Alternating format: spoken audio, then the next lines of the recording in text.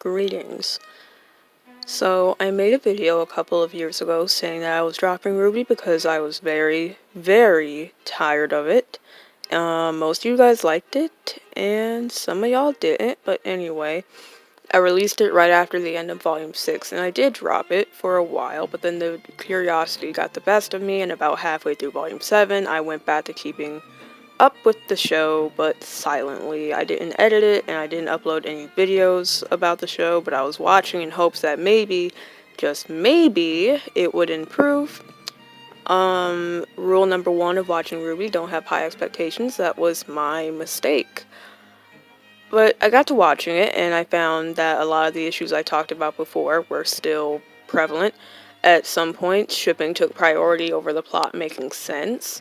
Villains weren't actual threats, the writers still don't know how to end a fight at a stalemate, power scaling still a mess, so on and so forth, but it can't get much worse than that. Or so I thought.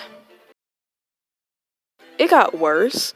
Somehow they managed to drive this show further into the ground. Holy shit. I was able to ignore the extremely underwhelming return of Penny. I was even able to ignore the undeserved win against the Aesops. Because RWBY has always had issues with its writing, going all the way back to Volume 1, that I was willing to put aside because the story had promise. But Volume 8 is a whole new type of terrible.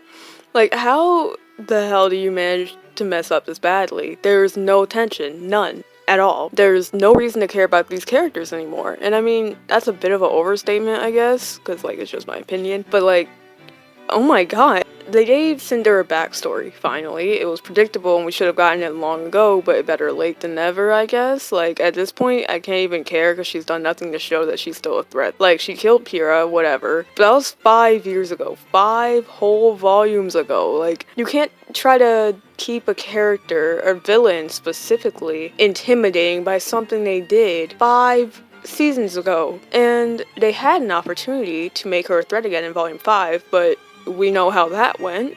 None of the villains are intimidating at all. Cinder is annoying at best. Watts is interesting but not intimidating.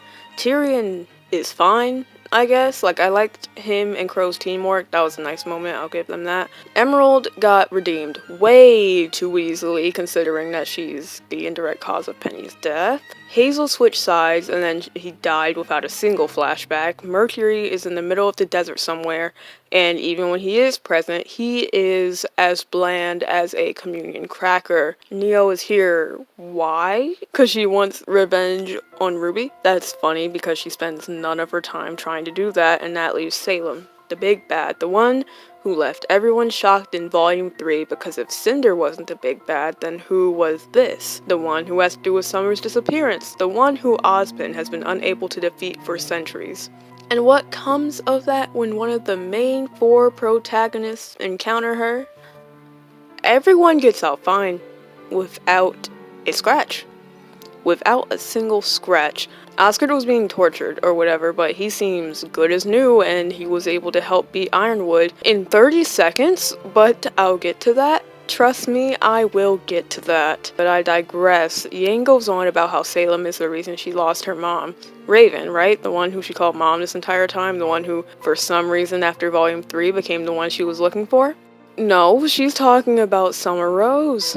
Yup. The way that this show constantly retcons itself is so irritating. Like, whenever they start spewing information, I just tap out mentally because there is a 99% chance that it will be retconned. They literally retconned info that they said in the same episode. The entire list of things that they have retconned is way too long for me to go through unless y'all want to sit here for an extra 20 minutes. But no, let me name one. Retconning RWBY's semblance was a mistake. It did not need to be changed. It could have stayed at Speed. It would have been fine. And honestly, I think it was cooler as Speed, and just them changing RWBY's semblance every 2 volumes is just not it. It's not it, fellas. Speaking of semblances, it's time to talk about Ironwood. This dude's semblance is the lamest semblance in the entire show, easily. John is just a walking battery, yeah, but, like, that at least leads to opportunities like Ren masking the entire train in Volume 6. I think that was good. Ironwood's semblance, which wasn't explained in the actual show, which is a recurring problem for RWBY. Maybe stop dropping all of your important information anywhere but the actual show. But anyway, his semblance is called metal, and it's basically tunnel vision. Like, it makes him super hard set on following through with something, no matter what. And in my opinion, that could have just been a part of his character, but whatever, give him the semblance, fine. Metal. They could have shown it taking over his personality slowly over time with the increased stress of, like, the war and the giant incoming whale, even though it got murked in like 2 seconds. But it'd be like how Weiss is activated at the gala when she was angry. It could have been interesting to get a comment or two from any of the Aesops or Winter about his semblance overtaking him, but we got none of that. Instead, Ironwood was turned into some cartoony villain despite everything he stood for, all the way from volume, was it 3 he was introduced to volume 7.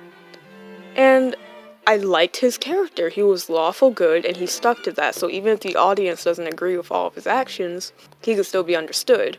But the way they set him up in volume 8, not to be an antagonist, but a whole villain, and all of that setup was a waste of time anyway, because as I mentioned earlier, they took him down in 30 seconds.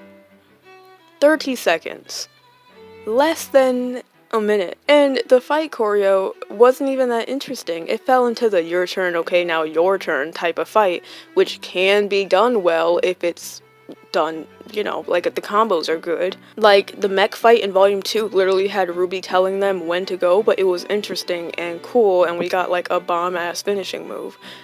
This was just disappointing, to say the least. Like, Winter's last move was cool, but it felt undeserved. Like, there should have been about another minute and a half of fighting before we got here. And that can be said about a lot of the plot points. They feel undeserved. Instead of the characters moving the plot forward with their decisions and dealing with the consequences or getting a reward after their hard work, everything is just given to the protagonist. The plot moves the characters further ahead, not the other way around. And all of the introduced problems go nowhere. Not just in this volume either. Yang breaking Mercury's leg, breaking his leg, and having that attached to her reputation went nowhere. Adam and the White Fangs arc went absolutely nowhere. He even got killed before he could meet Weiss, the one whose family's company has their name branded onto his eye. Yeah. Penny's virus went nowhere. A silver-eyed warrior inside of a Grimm also went nowhere. Ren making an actual good point as to how none of them are prepared went nowhere. They even made him apologize, even though he was right. The flying monkeys, because the Wizard of Oz theme we have going on, Dorothy's daughter being the main character and having the monkey sent after her, yeah, that didn't go anywhere either. Oh my god, okay. RWBY, especially now, is just a clusterfuck of ideas that end up flopping, and horribly so. The premise of the show sounds great. You've got a cyberpunk fantasy world where each character is based off of a fairy tale.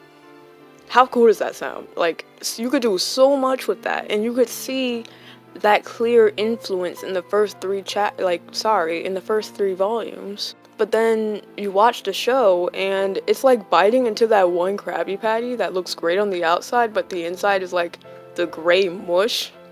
And that's what it visually looks like too. Like, everything is so gray and brown. Like, before, you got the clear red, white, black, and yellow. Even in the villains, like if you look at Torchwick's outfit. But then now you just look at everyone and it's just brown and gray and brown and unnecessarily bright orange gloves and more brown.